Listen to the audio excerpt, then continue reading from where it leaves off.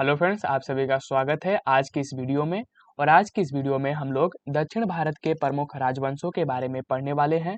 ये जो हमारा वीडियो है यह लुसेंट सामान्य ज्ञान का हमारा जो सीरीज चल रहा है उसी का एक वीडियो है। तो चलिए आज की इस वीडियो में हम लोग पढ़ते हैं दक्षिण भारत के प्रमुख राजवंशों के बारे में। ठीक है, सबसे पहले हम लोग पल्लव वंश के बारे में पढ़ेंगे। ठीक है, तो यहाँ पर हमें पल्लव वंश के बारे में पढ़ना है और ये दक्षिण भारत के प्रमुख राजवंश है। चलिए शुरू करते हैं। यहाँ पर है कि पल्लव वंश का संस्थापक सिंह विष्णु था। ठीक है, जो पल्लव वंश का संस्थापक कौन हुआ? सिंह विष्णु हुआ और यह 575 से 600 ईस्वी तक था। ठीक है, और इसकी राजधानी कहाँ थी? कांची थी। इसकी राजधानी कांची थी, जो कि तमिलनाडु में कांचीपुरम। ठीक है, अब जो तमिलनाडु में कांचीपुरम है, ठीक है, थी। वह वैष्णव धर्म का अनुयायी था। जो पल्लव वंश का संस्थापक श्री विष्णु था, वह वैष्णव धर्म का क्या था?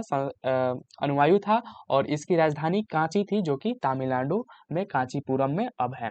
ठीक है, चलिए आगे बढ़ते हैं।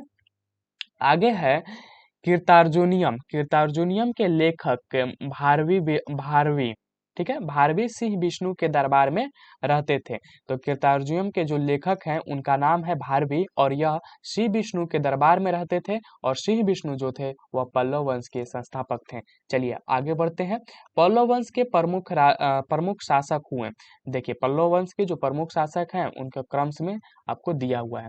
एक है महेंद्र वर्मन प्रथम। ठीक है, महेंद्र वर्मन प्रथम, जो कि 600 से 630 ईस्वी के बीच हुए। ठीक है, याद रखिएगा। महेंद्र वर्मन प्रथम कौन थे? ये पल्लव वंश के प्रमुख शासक में से एक थे। ठीक है, नरसिंह वर्मन प्रथम, नरसिंह वर्मन जो हुए 630 से 688 ईस्वी तक हुए। महेंद्र वर्मन द्वितीय जो हुए 668 से 670 के बीच हुए और परमेश्वर वर्मन प्रथम जो हुए 670 से 700 ईस्वी के बीच हुए और नरसिंह वर्मन द्वितीय जो हुए वह 700 से 728 ईस्वी के बीच हुए और नंदी वर्मन द्वितीय जो हुए 730 से 800 ईस्वी के बीच हुए। ठीक है, तो ये थे कुछ पल्लव वंश जो कि प्रमुख राजा थे, पल्लव वंश के प्रमुख शासक हुए और उनका शासन काल था। आप इसे ध्यान में रखिएगा। चलिए आगे बढ़ते हैं। पल्लव वंश का अंतिम शासक, अंतिम महत्वपूर्ण शासक है। अंतिम महत्वपूर्ण शासक जो था वह अपराजित वर्मन था।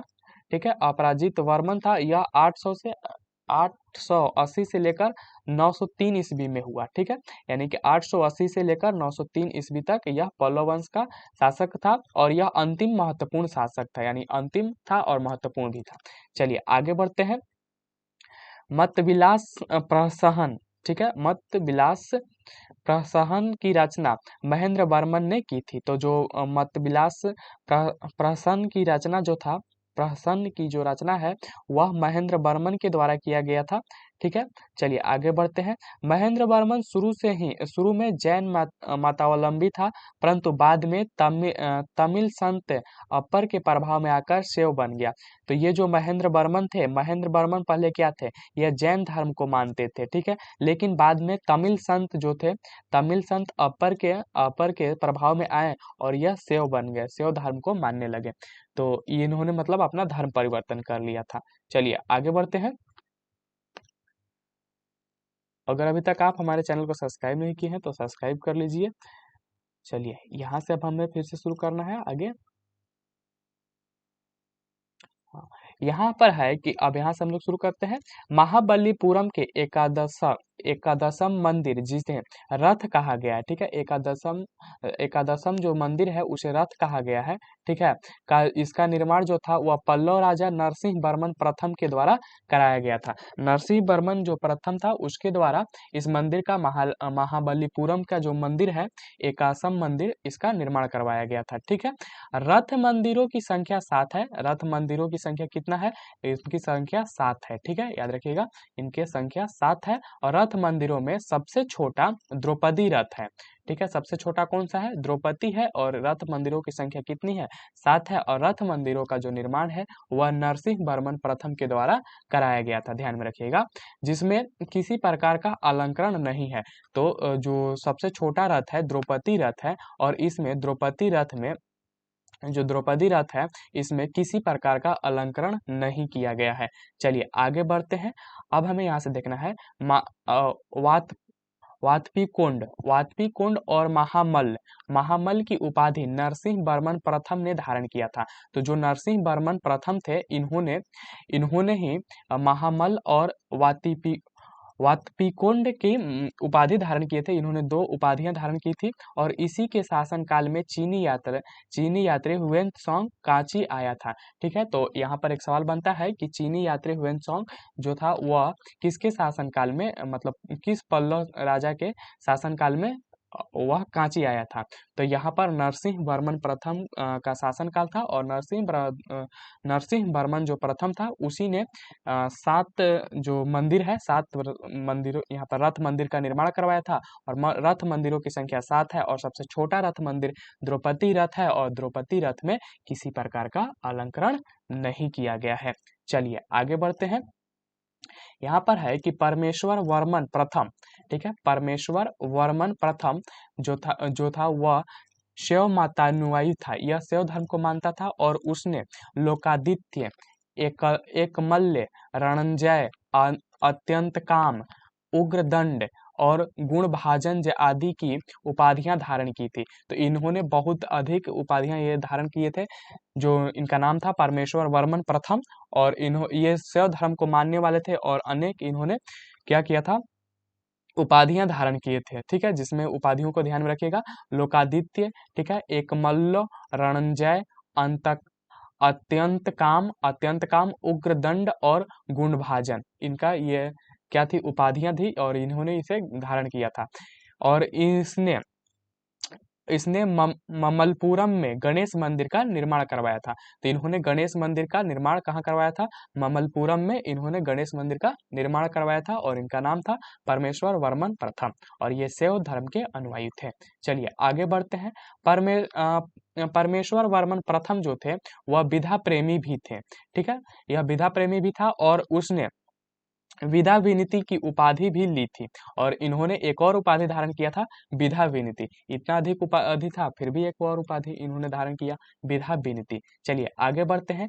अरबों के आक्रमण के समय, ठीक है, अरबों के आक्रमण के समय पल्लव का शासक नरसिंह वर्मन द्वितीय था। ठीक है, नरसिंह वर्मन द्वितीय था पल्लव का शासक जब अरबों ने आक्रमण किया था। तो लेकिन देखिए एक बात और ध्यान रखिएगा कि यहाँ पर जब हुएनत्सांग भारत आया था, हुएनत्सांग जब भारत आया था तो जब कांची आया था मतलब, तो हुएनत्सांग जब कांची आया था तो पल्लव का जो शासक था वह नरसिंह वर्मन प्रथम था। ठीक है, नरसिंह वर्मन प्रथम था हुएनत्सांग के समय।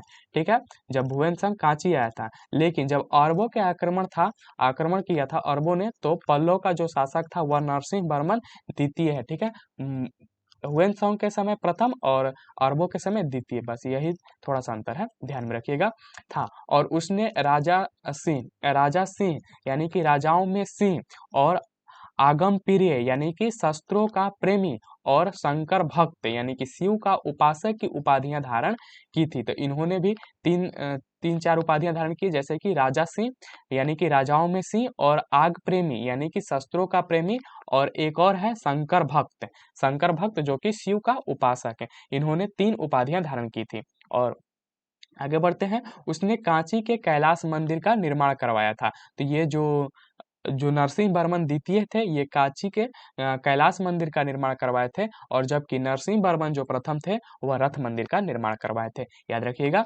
जिसे राज सिद्धेश्वर मंदिर भी कहा जाता है। तो जो कैलाशनाथ का मंदिर है उसका जो निर्माण था वह नरसिंह वर्मन द्वितीय के द्वारा किया गया था और इसे राज सिद्धेश्वर मंदिर भी कहा जाता है। इसी मंदिर के निर्माण से द्रविड़ स्थापत्य कला की शुरुआत हुई।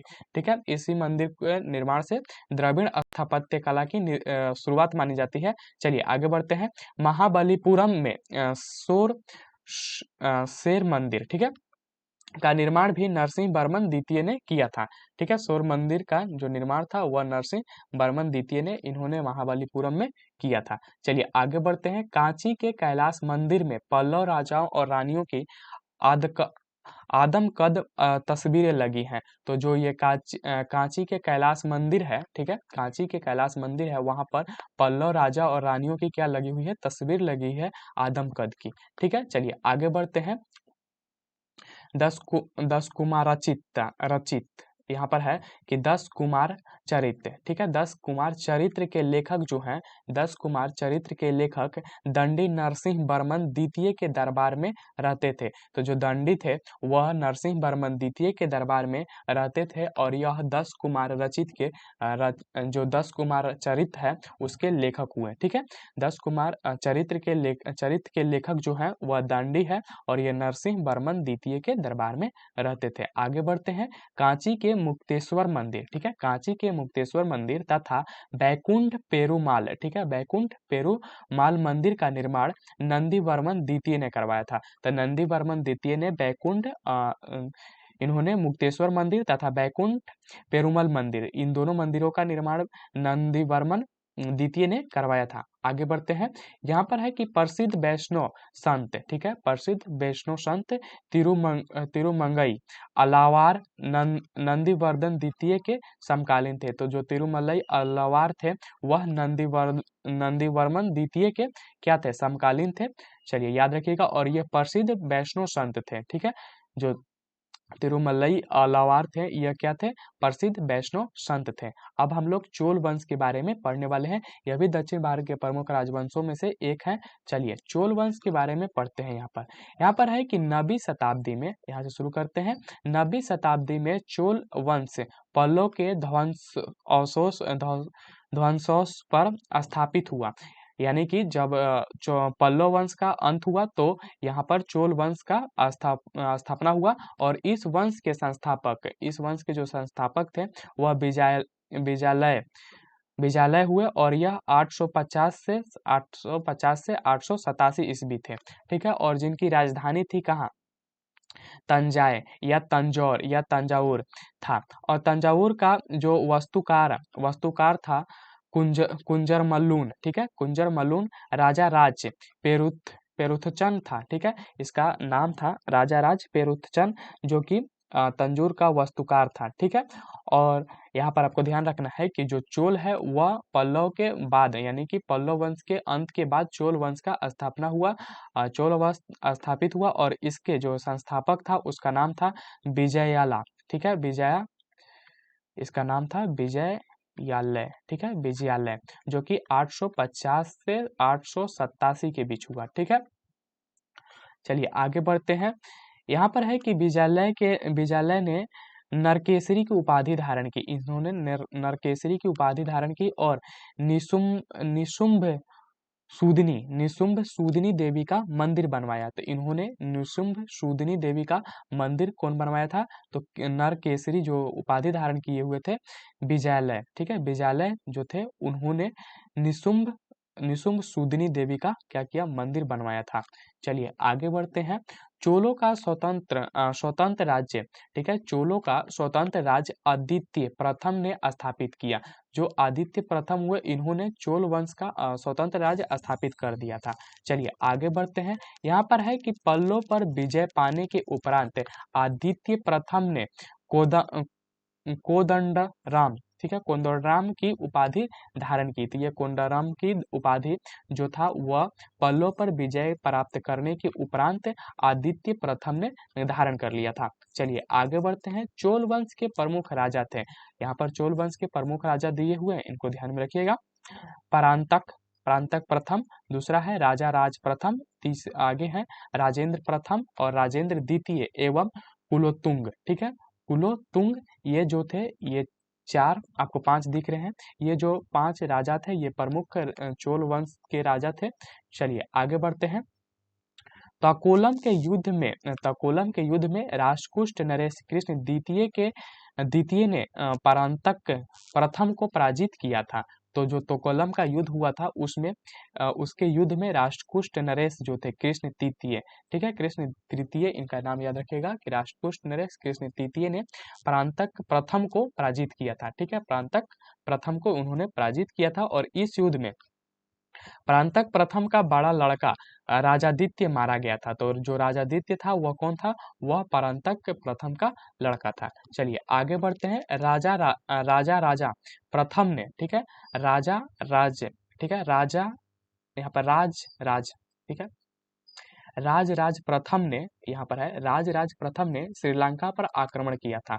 तो यह जो राजराज प्रथम था वह श्रीलंका पर आक्रमण किया था और वहां के राजा महिम 5 को, ठीक है, महिम 5 को भगाकर श्रीलंका के दक्षिण जिला रोहण में शरण लेनी पड़ी, ठीक है। तो यहाँ पर उसने आक्रमण किया, राजराज प्रथम ने श्रीलंका पर आक्रमण किया और वहां के राजा जो 5 राजा महिम, ठीक है, राजा महिम 5 को भगाकर श्रीलंका के दक्षिण जिला रोहण में शरण लेनी पड़ी थी। तो वहां के जो राजा था उसको भागकर क्या हुआ कि दक्षिण में, श्रीलंका के दक्षिण में जो रोहण है वहां पर उसको शरण लेनी पड़ी। चलिए आगे बढ़ते हैं। राजराज प्रथम श्रीलंका के विजित प्रदेशों को चोल साम्राज्य का एक नया प्रांत मुमिंड चोल मंडलम, ठीक है, मुमिंड चोल मंडलम बनाया और पोलनरुआ को उसकी राजधानी बनाया, ठीक है। तो इन्होंने जो राज जीता था उसको चोल साम्राज्य का एक नया प्रांत बना दिया। चलिए आगे बढ़ते हैं। राजराज, ठीक है, राजराज प्रथम शैव धर्म का अनुयायी था, यह शैव धर्म को मानने वाला था और इसने तंजौर में राजराजेश्वर का शिव मंदिर बनवाया था। तो जो राजराज प्रथम था उसने राजराजेश्वर का जो शिव मंदिर है वह तंजौर में बनवाया था। चलिए आगे बढ़ते हैं। चोल साम्राज्य का सर्वाधिक विस्तार राजेंद्र प्रथम के शासनकाल में हुआ था। तो चोल साम्राज्य का जो अत्यधिक विस्तार हुआ वह राजेंद्र प्रथम के शासनकाल में हुआ है। और आगे बढ़ते हैं। यहाँ पर है कि बंगाल के पाल, ठीक है, बंगाल के पाल शासक महिपाल को पराजित करने के बाद राजेंद्र प्रथम ने गंगोड चोल की उपाधि धारण की। तो इन्होंने जब राजेंद्र प्रथम जो थे वह बंगाल के पाल शासक महिपाल को पराजित किया तो यह गंगोड चोल, ठीक है, गंगोड चोल की उपाधि इन्होंने धारण कर ली और नवीन राजधानी गंगकोड चोलपुरम के निकट चोल गंगम नामक विशाल तालाब का निर्माण करवाया। तो इन्होंने एक अच्छा काम किया कि चोल गंगम नाम का एक विशाल तालाब का निर्माण करवाया और उन्होंने उपाधि भी धारण किया। चलिए आगे बढ़ते हैं। ये सब उन्होंने युद्ध के जीतने के खुशी में किए थे। अब यहाँ पर है कि चोल काल में भूमि के प्रकार, चोल काल में भूमि के प्रकार को देखते हैं, ठीक है। यहाँ पर है बेलनवगाई, यह है गैर ब्राह्मण किसान स्वामी की भूमि, ठीक है। ब्रह्मदेव, ब्राह्मणों को उपहार में दी गई भूमि। साला भोग, किसी विद्यालय के रख रखाव की भूमि। उसके बाद था देवदान या त्रिमडकनी, मंदिर के उपहार में दी गई भूमि। आगे है पल्ली चंदम, जैन संस्थानों को दान में दी गई भूमि। तो ये कुछ 5 तरह के भूमि था जो कि चोल काल में भूमि के इस तरह से प्रकार था। चलिए यहाँ पर नोट देकर लिखा हुआ है कि गजनी का सुल्तान जो महमूद राजेंद्र प्रथम का समकालीन था, ठीक है। गजनी का जो सुल्तान था महमूद वह राजेंद्र प्रथम का समकालीन हुआ था। चलिए आगे बढ़ते हैं। राजेंद्र द्वितीय ने प्रकेसरी की एवं वीर राजेंद्र ने राजकेसरी की उपाधि धारण की। तो जो राजेंद्र द्वितीय थे उन्होंने प्रकेसरी की एवं वीर राजेंद्र जो थे वह राजकेसरी की उपाधि धारण की और चोल वंश का अंतिम राजा राजेंद्र तृतीय था, ठीक है। याद रखिएगा कि चोल वंश का अंतिम राजा राजेंद्र तृतीय हुआ। आगे बढ़ते हैं। चोलों एवं पश्चिमी चालुक्य के बीच शांति स्थापित करने में गोवा के कंदम्ब शासक जयकेश प्रथम ने मध्यस्थता की भूमिका निभाई थी। तो जो जयकेश थे उन्होंने मध्यस्थ की भूमिका निभाई थी। आगे बढ़ते हैं।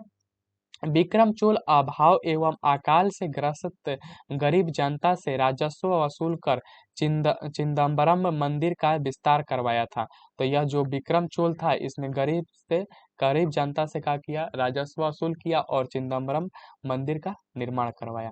आगे बढ़ते हैं। यहाँ पर है कोलतुंग द्वितीय ने चिदम्बरम मंदिर में स्थित गोविंद राज विष्णु की मूर्ति को समुद्र में फेंकवा दिया। कालांतर में वैष्णव आचार्य रामानुजाचार्य ने उक्त मूर्ति का पुनरुद्धार किया और उसे तिरुपति के मंदिर में प्राण प्रतिष्ठित किया। तो यहाँ पर जो कुलोत्तुंग द्वितीय ने चिदम्बरम मंदिर में जो गोविंद गोविंदराज यानी कि विष्णु की जो मूर्ति थी उसको क्या किया, उन्होंने समुद्र में फेंकवा दिया। लेकिन कुछ समय के बाद जब वैष्णव आचार्य जो रामानुजाचार्य हुए, उन्होंने उस मूर्ति का पुनरुद्धार किया और तिरुपति के मंदिर में उसका प्रतिष्ठापित किया, उसको प्राण स्थापित किया। चलिए आगे बढ़ते हैं। यहाँ पर है चोल प्रशासन में भाग लेने वाले उच्च पदाधिकारियों को पेरुंदरम एवं निम्न श्रेणी के पदाधिकारियों को सेरुंदरन कहा जाता था। लाखों में कुछ उच्च अधिकारियों को उड़नकुटम कहा गया है, और जिसका अर्थ है सादा राजा के पास रहने वाला अधिकारी। जो उड़नकुटम होते थे उनका मतलब क्या होता था कि जो सादा राजा के पास ये हुआ करते थे। ठीक है, चलिए आगे बढ़ते हैं। संपूर्ण चोल साम्राज्य 6 प्रांतों में विभक्त था। जो संपूर्ण चोल का साम्राज्य था वह 6 प्रांतों में विभक्त था, और प्रांतों को मंडलम कहा जाता है। ठीक है, मंडलम कोटम। ठीक है, मंडलम कोटम में कोटम नाडु में एवं नाडु कई कुरकमों में विभक्त था। तो यहाँ पर देखिए आप अथी हो गया है कि जो मंडलम था वह कोकटम में, और कोकटम जो था वह नाडु में, एवं नाडु जो था कई कुरकमों में विभक्त था। तो ये उनका जो प्रांत था, जो साम्राज्य था, वह कई भागों में बटा हुआ था, छोटे छोटे क्षेत्रों में। चलिए आगे बढ़ते हैं। यहाँ पर है कि नाडु की स्थानीय सभा को नाटूर, ठीक है, जो नाडु की स्थानीय सभा थी उसको नाटूर, एवं नगर की स्थानीय सभा को नगरतार कहा जाता था। तो जो नाडु की स्थानीय सभा होती थी उसे नाटूर, और जो नगर का स्थानीय सभा होता था उसको नगरतार कहा जाता था। चलिए आगे बढ़ते हैं। बेलाल जाति के धनी किसानों को केंद्रीय सरकार की देखरेख में नाडु के कामकाज में अच्छा खासा नियंत्रण हासिल था। उनमें से कई धनी भूस्वामियों को चोल राजाओं के सम्मान के रूप में मुवेदवेलन, ठीक है, मुवेदवेलन यानी कि 3 राजाओं को अपनी सेवाएं प्रदान करने वाला वेलन या किसान। ठीक है, यहाँ पर आगे बढ़ते हैं। अरैयार जो था वह प्रधान था जैसी उपाधियां दी, और उन्हें केंद्र में महत्वपूर्ण राजकीय पद भी सौंपा। तो जो यहाँ पर बेलाल जाति के जो धनी किसान थे उनको केंद्रीय सरकार की देखरेख में, मतलब उनको ज्यादा से ज्यादा शासन में उनको महत्वपूर्ण पद दिया गया। जैसे अरैयार जो था वह प्रधान हुआ करता था, इनको उपाधि भी दिया गया। चलिए आगे बढ़ते हैं। स्थानीय स्वशासन चोल प्रशासन की प्रमुख विशेषताएं थी। ठीक है, स्थानीय जो स्वशासन था वह चोल शासन की क्या थी, प्रमुख विशेषताएं थी। इसको ध्यान में रखिएगा कि स्थानीय स्वशासन ही चोल प्रशासन का क्या था, एक महत्वपूर्ण विशेषता थी। आगे बढ़ते हैं। ऊर जो था वह सर्वसाधारण लोगों की समिति थी, और जिसका कार्य होता था सार्वजनिक कल्याण के लिए तालाबों और बगीचों के निर्माण हेतु गांवों की भूमि का अधिग्रहण करना। तो ऊर जो था यह सर्वसाधारण लोगों की एक समिति थी। ठीक है, और इनका काम क्या था कि समाज कल्याण के लिए भूमि का अधिग्रहण करना। ठीक है, चलिए आगे बढ़ते हैं। सभा या महासभा यह मूलतः अग्रहारों और ब्राह्मण बस्तियों की सभा थी, जिसके सदस्यों को पेरुमक्कल कहा जाता था। यह सभा वरियम नाम की समितियों के द्वारा अपने कार्य को संचालित करती थी। सभा की बैठक गांव में मंदिर के निकट वृक्ष के नीचे या तालाब के किनारे होती थी। तो यहाँ पर सभा और या महासभा जो थी वह मूलतः अग्रहारों और ब्राह्मणों की बस्तियों की सभा थी, और यह कहाँ होती थी, गांव में मंदिरों के निकट या वृक्ष के नीचे। ठीक है, किनारों पर होती थी। व्यापारियों की सभा को नगरम कहते थे। ठीक है, तो जो व्यापारियों की सभा होती थी वह नगरम होती थी। चलिए आगे बढ़ते हैं। यहाँ पर है कि चोल काल में भूमिकर उपज का 1/3 भाग हुआ करता था। जो भूमिकर हुआ करता था 1/3 भाग हुआ करता था चोल के काल में। चलिए आगे बढ़ते हैं। गांव में कार्य समिति, ठीक है, कार्य समिति की सदस्यता के लिए जो वेतनभोगी कर्मचारी रखे जाते थे उन्हें मध्यस्थ कहा जाता था। तो गांव के जो कर्म कार्य समिति के जो सदस्य होते थे, जो बहुत जिनको वेतन भी मिलता था, और इन कर्मचारियों को मध्यस्थ कहा जाता था।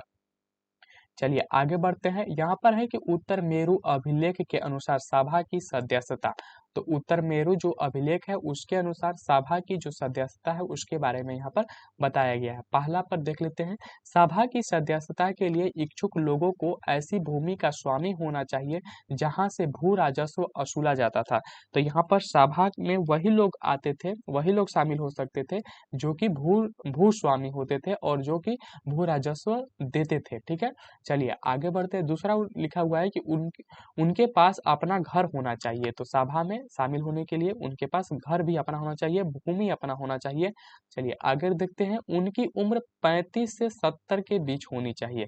तीसरा कंडीशन था कि 35 से 70 के बीच होना चाहिए। उन्हें वेदों का ज्ञान होना चाहिए। चौथा है उन्हें वेदों का ज्ञान होना चाहिए। पांचवा है कि उन्हें प्रशासनिक मामलों की अच्छी जानकारी होनी चाहिए और ईमानदार होना चाहिए।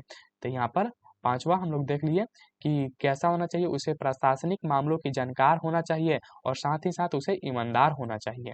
चलिए छठा देखते हैं। यदि कोई पिछले 3 सालों में किसी समिति का सदस्य रहा है तो वह किसी भी और समिति का सदस्य नहीं बन सकता है। यानी कि एक समिति में अगर आप एक समिति के सदस्य बन गए हैं लगातार 3 सालों तक, तो फिर आप दूसरे समिति का सदस्य नहीं बन सकते हैं। ये छठा कंडीशन था। चलिए आगे बढ़ते हैं। यहाँ पर सातवां है कि जिसने अपने या अपने संबंधियों के खाते जमा नहीं कराए हैं वह चुनाव नहीं लड़ सकता है। तो यहाँ पर अच्छा था कि जो अपने और अपने संबंधियों के खाते जमा नहीं कराए हैं वह चुनाव नहीं लड़ सकते हैं। तो ये उत्तर मेरु अभिलेख के अनुसार जो था वह सभा की सदस्यता के लिए इस तरह से कुछ नियम थे, 7 यहाँ पर है। चलिए आगे बढ़ते हैं।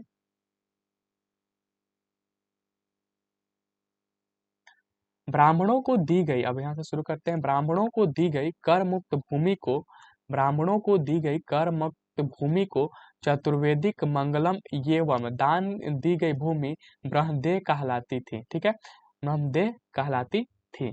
तो ब्राह्मणों को जो भूमि दिया जाता था वह कर मुक्त होता था और इनको क्या कहा जाता था, चतुर्वेदिक मंगलम, इनका भूमि को चतुर्वेदी चतुर्वेदी मंगलम, ठीक है, कहा जाता था। चलिए आगे बढ़ते हैं। चोल सेना का सबसे संगठित अंग या पदाती सेना था। ठीक है, तो यह जो चोल सेना का सबसे संगठित अंग जो था वह पदाती सेना है। चोल काल में कलंजू सोने के सिक्के थे। जो कलंजू थे वह क्या थे, सोने के सिक्के थे चोल काल में। आगे बढ़ते हैं। तमिल कवियों में जेंगोदर प्रसिद्ध कवि था जो कुलोत्तुंग प्रथम का राज कवि था और इसकी रचना कलिंग तुपणी, ठीक है, कलिंग तुपणी, इनका रचना था कलिंग तुपणी और ये प्रसिद्ध कवि हुए। चलिए आगे बढ़ते हैं। कबन और अटकुटन और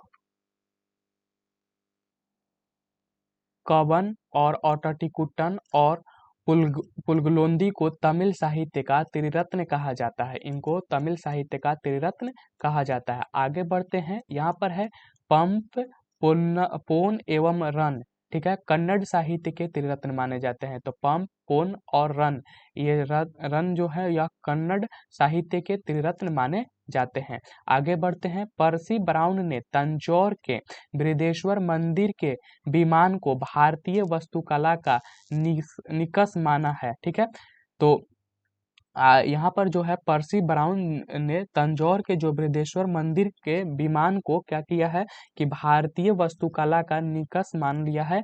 और यहाँ आगे बढ़ते हैं कि चोलकालीन नटराज प्रतिमा को चोल काल का सांस्कृतिक सार या निचोड़ कहा गया है। तो जो आप लोग नटराज की प्रतिमा आज भी हम लोग देखते हैं, यह चोल काल का था और इसको क्या कहा गया है कि चोल काल का सांस्कृतिक सार या निचोड़ कहा गया है। चलिए आगे बढ़ते हैं। चोल कांस्य प्रतिमाएं संसार की सबसे उत्कृष्ट कांस्य प्रतिमाओं में गिनी जाती है। तो चोल काल की जो कांस्य प्रतिमाएं थी वह संसार की सबसे उत्कृष्ट कांस्य प्रतिमाओं में गिनी जाती है। शिव संत इंसान शिव, ठीक है, शिव संत इंसान शिव पंडित प्रथम राजेंद्र प्रथम के गुरु थे। तो जो इंसान शिव पंडित थे ये राजेंद्र प्रथम के गुरु थे, ठीक है, राजेंद्र प्रथम के ये क्या हुए, गुरु थे। चलिए आगे बढ़ते हैं। यहाँ पर है कि चोल काल 10वीं शताब्दी का सबसे महत्वपूर्ण चोल काल में जो 10वीं शताब्दी की बात हो रही है कि का सबसे महत्वपूर्ण बंदरगाह जो था वह कवेरीपट्टनम था, ठीक है, कवेरीपट्टनम जो था वह चोल काल का सबसे महत्वपूर्ण बंदरगाह था। आगे बढ़ते हैं। बहुत बड़ा गांव जो एक इकाई के रूप में शासित किया जाता था वह था तनियर कहलाता था, ठीक है, वह तनियर कहलाता था। एक बड़ा गांव जो कि एक इकाई के रूप में शासित किया जाता था वह क्या कहलाता था, तनियर कहलाता था। चलिए आगे बढ़ते हैं। उत्तर मेरु शिलालेख, उत्तर मेरु शिलालेख जो सभा संस्था का विस्तृत वर्णन उपस्थित कराता है प्रांतक प्रथम के शासनकाल से संबंधित है। तो जो उत्तर मेरु शिलालेख जिसमें 7 प्रकार के आपको नियम कायदे कानून बताए गए थे सभा और सभा में जुड़ने के लिए, तो उसी वह शिलालेख जो है वह परांतक प्रथम के शासनकाल से संबंधित है, ठीक है, और इसका नाम है उत्तर मेरु शिलालेख। चलिए आगे बढ़ते हैं। चोलों की राजधानी कालक्रम के अनुसार थी उदयपुर, तंजौर, फिर है गंगाकोंड और उसके बाद आया चोलपुरम और उसके बाद कांची, ठीक है। चलिए आगे बढ़ते हैं। चोल काल में सड़कों की देखभाल बागान समिति करती थी। तो जो बागान समिति थी यह बागान की देखभाल नहीं करती थी बल्कि सड़कों की देखभाल किया करती थी। तो बागान समिति जो थी वह बागान की नहीं बल्कि सड़कों की देखभाल किया करती थी, याद रखिएगा। चलिए आगे बढ़ते हैं। चोल काल में आम वस्तुओं के आदान प्रदान का आधार धन था, ठीक है, आम वस्तुओं का आदान प्रदान करने का आधार क्या था, धन था। और चोल काल के विशाल व्यापारी समूह निम्न थे, वलंजियार, नानादैसी एवं मणिग्रामम, ठीक है। तो ये जो थे ये विशाल व्यापारी समूह थे। आगे बढ़ते हैं। विष्णु के उपासक अलवार एवं शिव के उपासक नयनार संत कहलाते थे। तो जो विष्णु के उपासक हुए वे अलवार कहलाए और जो शिव के उपासक हुए वह नयनार कहलाए, ठीक है। अगली वीडियो में हम लोग राजकुष्ट के बारे में पढ़ेंगे। यह भी दक्षिण भारत की प्रमुख राजवंश है। तो अभी बहुत सारे राजवंश है दक्षिण भारत में, तो उन सभी को एक एक कर हम लोग पढ़ने वाले हैं। तो अगर अभी तक आप हमारे चैनल को सब्सक्राइब नहीं किए हैं तो जरूर से जरूर सब्सक्राइब कर लीजिए। अगर वीडियो अच्छी लगे तो इसे लाइक जरूर कीजिएगा। मिलते हैं अपने अगले वीडियो राजकुष्ट में, ठीक है।